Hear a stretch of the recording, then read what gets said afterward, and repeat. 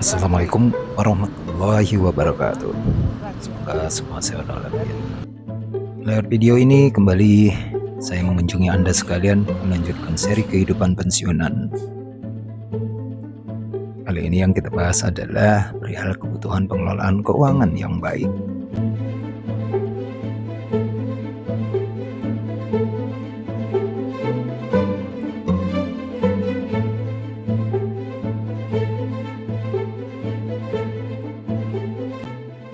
Tentu kita masih ingat acara pelepasan pegawai yang memasuki masa purna tugas atau purna bakti atau pensiun. Acaranya pasti cukup meriah. Acara tersebut tentunya pasti sangat berkesan, apalagi kita sebagai tokoh utama. Namun setelah, atau katakanlah seminggu setelah acara, tempat tugas kita, katakanlah itu kantor, sudah berjalan seperti sedia kala, seakan-akan kita tidak pernah ada di sana.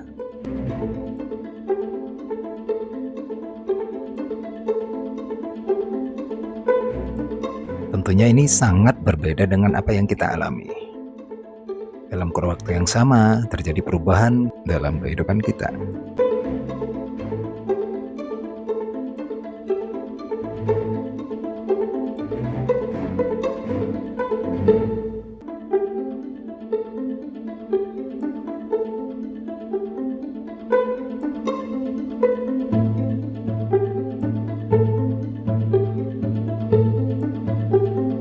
Aktivitas sehari-hari, teman kerja, teman bercanda, semuanya berubah. Karena itu kita juga harus merubah mindset kita. Cara kita bersosialisasi, cara kita berorganisasi, dan yang paling utama adalah cara mengelola keuangan kita. Kalau ini kita tidak lakukan, kita akan terjebak dengan apa yang dikenal sebagai post power syndrome. Untuk itu lewat video ini saya ingin berbagi bagaimana cara kita mengatasi perubahan-perubahan tersebut. Dan untuk tahap pertama yang ingin kita bahas adalah bagaimana cara mengelola keuangan yang baik.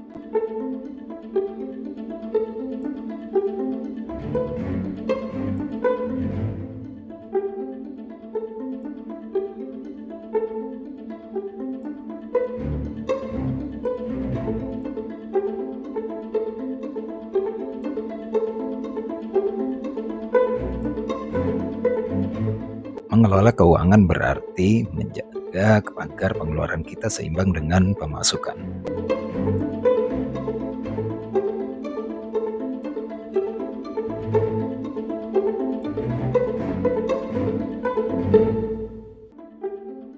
Dengan pertimbangan pos-pos pengeluaran lebih mudah dikontrol, maka di awal kita akan bahas terlebih dahulu pos pemasukan atau penerimaan. Membahas satu persatu penerimaan dan pengeluaran rasanya sangat teoritis, namun mengingat masing-masing punya permasalahan. Karena itu kami tampilkan dengan terlebih dahulu disimplifikasi. Penerimaan kami kelompokkan menjadi manfaat pensiun, pendapatan usaha, pendapatan surat berharga, dan pendapatan aset tetap. Manfaat pensiun sendiri dapat dibagi menjadi dua metode, yakni penerimaan pensiun bulanan. Seperti pensiun yang kita terima dari Taspen untuk pegawai negeri, atau juga dari Asabri untuk ABRI. Di samping itu juga ada dari dana pensiun pemberi kerja, sebagai contoh Dapen BI untuk pegawai BI. Metode manfaat pensiun yang kedua adalah manfaat sekaligus, merupakan manfaat yang dibayarkan sekaligus kepada pensiun ketika jatuh masa mereka purna tugas. Sebagian besar lembaga pensiun di Indonesia menggunakan metode ini, terutama di perusahaan-perusahaan asing. Sayangnya, tidak semua pensiunan memperoleh manfaat pensiun. Tidak sedikit di antara mereka, purna tugas berarti kehilangan pendapatan. Kelompok pensiunan seperti ini harus menggunakan tabungan untuk biaya hidup. Masalahnya adalah apakah semuanya memiliki tabungan? Tidak semuanya kita sempat atau mampu menabung. Dengan demikian, satu-satunya solusi adalah dengan membuka usaha. Pensiunan umumnya sekian puluh tahun hidup nyaman. Setiap bulan ada pendapatan yang menyangga biaya hidup. Karena itu perlu hati-hati ketika memulai usaha. Tipsnya adalah membangun usaha dengan modal seminimal mungkin. Sebagai contoh, usaha rumahan seperti jualan makanan dan sarapan pagi. Bisa juga warung kebutuhan pokok. Kita juga bisa usaha laundry serta usaha kecil lainnya. Sebenarnya usaha yang paling menarik adalah berusaha di bidang pertanian, yakni pulang ke desa dan menjadi petani. Pasti menyenangkan bagi pensiunan, namun sekali lagi tidak semua kita mampu menjalankannya.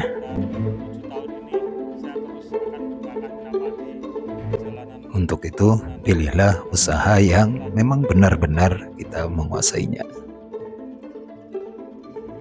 Perlu kita jadikan prinsip bahwasanya usaha kita bukan untuk menabung atau membuat kita menjadi kaya. Namun usaha yang akan kita jalankan adalah usaha untuk menyeimbangkan arus kas kita. Tuliskan di komentar jika ada pendapat Anda mengenai usaha lain yang cocok untuk pensiunan.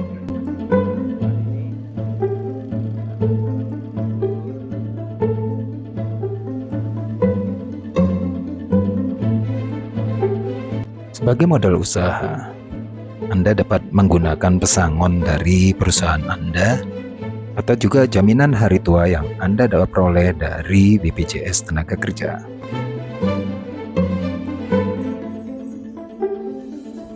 Penerimaan berikut adalah penerimaan surat berharga. Sebagian dari Anda mungkin ketika bekerja sempat menabung. Apakah itu deposito, obligasi, emas,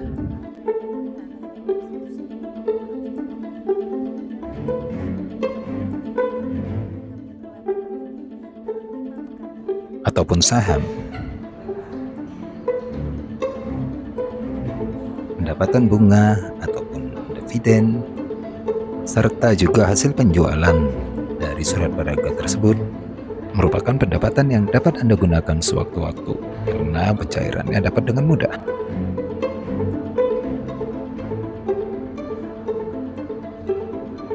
Biasanya pensiunan yang memiliki surat berharga menjadikan surat berharga ini sebagai cadangan untuk biaya darurat.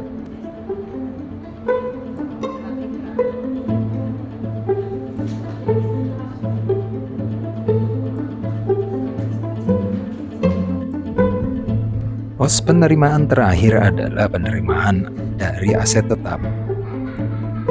Seperti halnya juga penerimaan surat berharga, penerimaan dari aset tetap merupakan pendapatan dari sewa ataupun penjualan aset tetap tersebut.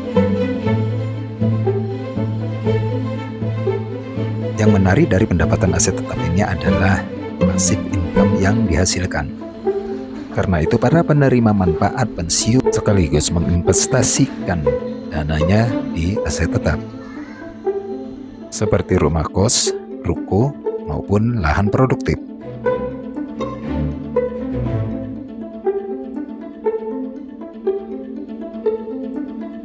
Aset tetap ini juga dapat digunakan sebagai salah satu unsur dari modal.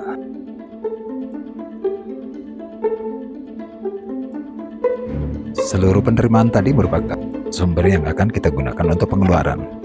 Kita tinggal menyesuaikan pengeluaran kita dengan sumber-sumber tadi. Pendapatan seperti surat berharga merupakan pendapatan dengan fleksibilitas tinggi. Dengan demikian dapat digunakan sebagai anggaran sewaktu-waktu kita membutuhkan pengeluaran yang cukup besar. Sebagai contoh kebutuhan uang kuliah atau ada keluarga yang sakit.